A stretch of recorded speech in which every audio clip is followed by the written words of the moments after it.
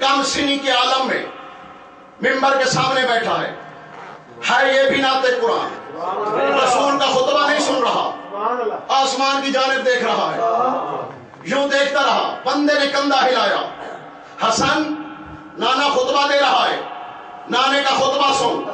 اس کا کہنا تھا رسول نے خطبہ چھوڑا، رسول نے درس چھوڑا، رسول نے واز چھوڑا، رسول نے تبلیغ چھوڑی، وہاں آیا جہاں سرکار حسن بیٹھے تھے، جس بندے نے کندھا ہلایا اس بندے کا کندھا اب رسول نے پکڑا، کہا تیرا منہ جل جائے، تو جانتا نہیں ان الحسن یلاحظ لوح المحفوظ، میرا بیٹا حسن زمین پر بیٹھ کر لوح محفوظ کا ملاحظہ کر رہا ہے۔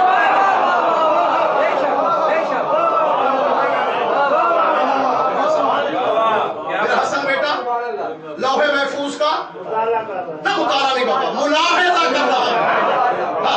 مطالعے اور ملاحظے میں فرق ہوتا ہے، مطالعہ کہتے ہیں پڑھنے کو، ملاحظہ کہتے ہیں چیک کرنے کو۔ کیونکہ بات سامنے آ گئی جی، کیونکہ بات سامنے آ گئی، کرتا چلو۔ ملاحظہ اور مطالعہ میں فرق ہے۔ مجھ سے بڑے عالم نے کتاب لکھی، اس نے مجھے دی، لو بھائی مطالعہ کرو، مقصد اسے پڑھو تیرا علم بڑھے گا۔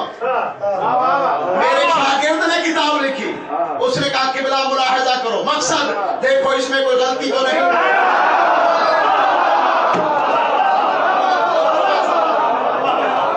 اب تیرا رسول کہہ رہا ہے کہ حسن زمین پر بیٹھ کر لوح محفوظ کا ملاحظہ کر رہا ہے، تو نے تو کتابوں میں لکھا کہ لوح محفوظ فرشتے لکھتے ہیں۔ آپ پھر بیت الحسن کے امام بارگاہ میں تجھ سے انصاف لینا چاہتا ہوں، فرشتے لوح محفوظ پہ تحریر لکھتے ہیں، علی کے بیٹے زمین پہ بیٹھ کے اس سے غلطیاں نکال۔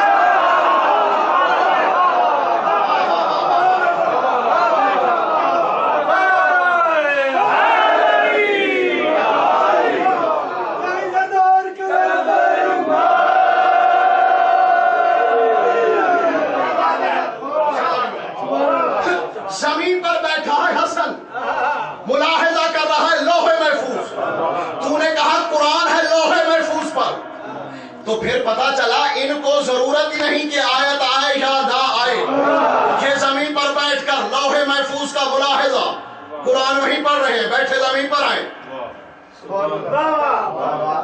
اگر عرب کے بدو نہ ہوتے تو کبھی یہ جبریل والا چکر نہ ہوتا۔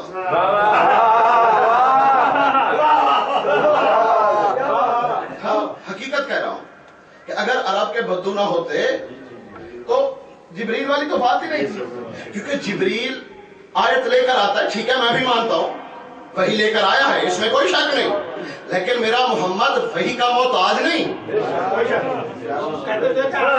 یہ نہیں ہے کہ جبریل آیت لے کر آئے گا تو پھر بات ہوگی نا۔ اب جو میں کہی ہوئی بات دوبارہ نہیں کہنا چاہتا، وحی کا محتاج میرا رسول نہیں ہے، چاہے جبریل ہو یا نہ ہو، لیکن میں جناب کے حوضے میں ایک بار پھر وہ بات یاد کرا دیتا ہوں۔ جب معراج پر گئے، اللہ کہتا ہے پردے کے باہر میرا رسول پہنچا، فَأَوْحَا إِلَىٰ عَبْدِكَ مَا أَوْحَا، وہاں پردے کے باہر جب رسول بیٹھا تو میں نے اپنے بندے کو ایک وحی کی، وہاں نہ جبرائیل تھا، نہ میکائیل تھا، نہ اسرافیل تھا، نہ کوئی فرشتہ تھا، نہ کوئی وہاں جا سکتا ہے۔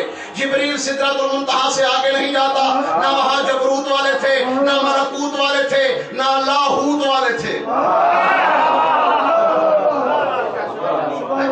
فرشتے کا وہاں تصور ہی نہیں، اور اللہ کہتا ہے وہاں میں نے اپنے بندے کو وحی کی۔ آپ بتا کون آیت لے کر آیا ہوگا؟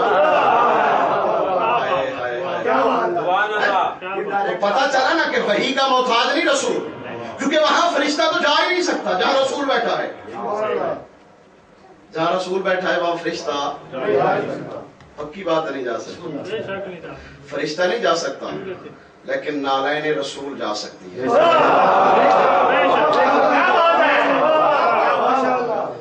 بات یاد ہے پہلی مجلس میں غالباً میں نے کی تھی کہ موسیٰ کی جوتی قرآن پر اپنا توریت پر آ جائے تو کوئی جرم نہیں ہے نا۔ حالانکہ موسیٰ کی جوتی کی پاور کیا ہے، اس میں کتنی طاقت ہے؟ قرآن پڑھو، اللہ موسیٰ سے کہہ رہا ہے فَخْلَقْنَا عَلَيْكَ لا جوتی جناب جوتی اتار. یہ وادی مقدس ہے, یہاں تو جوتا پہن کے آ گیا. یعنی کلیم کو, صاحب کلمہ کو, اولے العزم کو, صاحب شریعت کو اللہ نے ڈانٹ کے کہا اتار جوتی.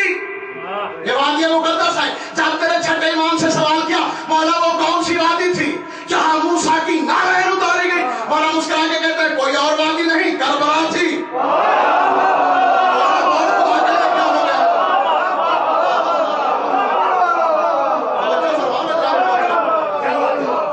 موسیٰ سے کہا اتار جوتی, اتار اتار, وادی مقدس آ گئی. تو آج تک بھی یہی حکم ہے کہ کربلا میں جوتی پہن, آج تک بھی حکم ہے. ہاں ہاں, بستر پہ نہیں سونا, جوتی نہیں پہننی, یہ حکم ہے. وہاں گوشت نہیں کھانا, یہ حکم ہے. زیارات کے آداب پڑوس میں ملتا ہے. تو موسیٰ سے کہا جوتی اتار. کیوں؟ وادی مقدس ہے, کربلا ہے. محمد سے کہہ رہا ہے نالین پہن کے آ.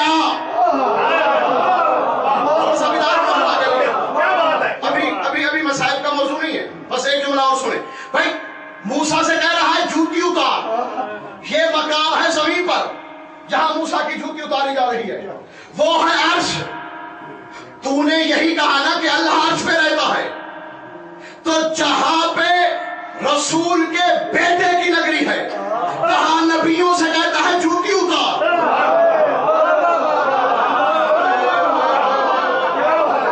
اور جو گھر اس کا اپنا ہے, میری طرف سے نہیں تیری بات کر رہا ہوں, تو نے کہا کہ اللہ عرش والا ہے, تو نے کہا اللہ عرش پر رہتا ہے, تو جہاں اللہ رہتا ہے وہاں اللہ کہہ رہا ہے میرا حبیب جوتی پہن کے آ جاؤ. میرا عرش اس انتظار میں ہے کہ میرا عرش تیری نالین کے گرد و غبار سے مشرف ہونا چاہتا ہے کہ جوتی پہن کر اوپر آ. اب جو جاگ رہے ہو خدا کے لیے, مجھے آج تک یہ پتہ ہی نہیں چلا عرش والے علی اور فرش والے علی میں کیا پیار ہے, کیا محبت ہے, کیا الفت ہے, کیا انس ہے, کیا مشابت ہے, کیا اللہ جانے کیا کیا کیا ہے ان دونوں میں.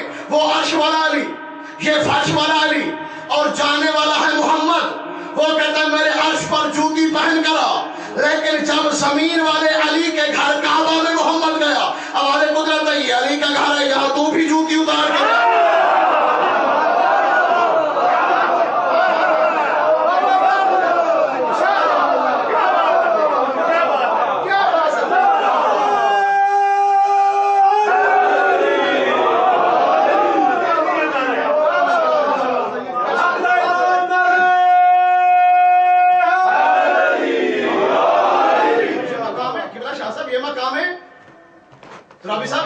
مصطفیٰ ہے.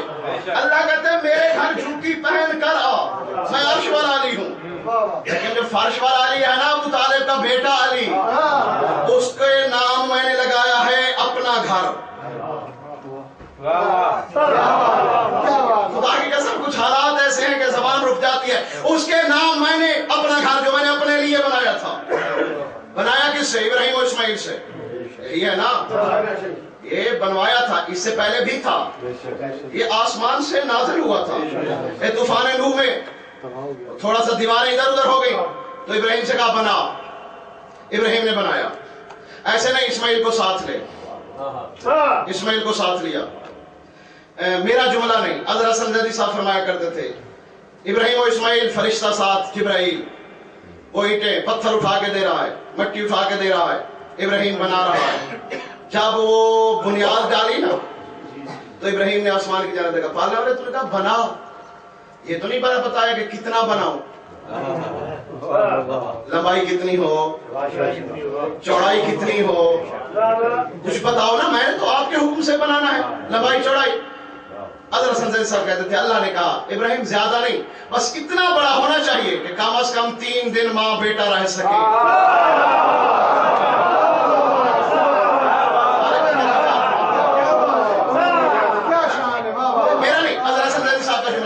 درجات بلند فرمائے. بنایا کسے؟ نبیوں سے. اتارا کسے؟